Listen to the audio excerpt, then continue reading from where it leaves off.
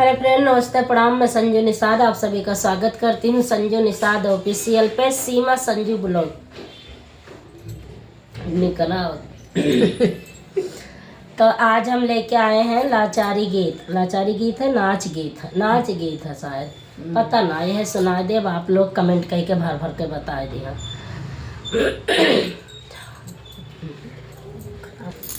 अरे छोड़ मोरे राजा या चरवा हमार, या बही लड़का नादान, या बही लड़का नादान।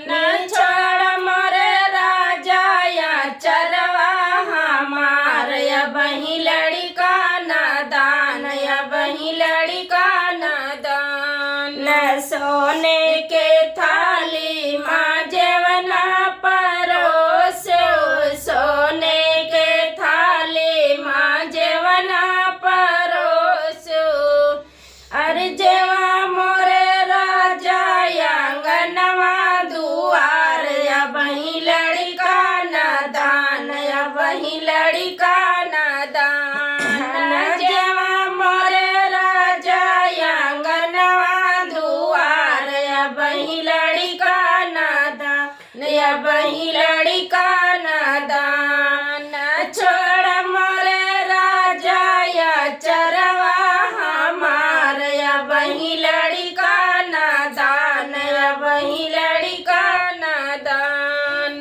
सोने सुरहिया में जला भर लायो, सोने सुरहिया में जला भर लायो। घूट मोरे राजा आंगनवा दुआर, या बही लड़का नादान, या बही लड़का नादान। गोटा मोरे राजा आंगनवा दुआर, या बही लड़का नादान, या बही लड़का नादान। छोड़ा मोरे राजा चलवा हमार, या बही लड़का नादान, या बही लड़का नादान। छोड़ मोरे राजा चरवा हमार, या बही लड़का नादान, या बही लड़का नादान। कथा सुपारी का पान लगायो, कथा सुपारी का पान लगायो।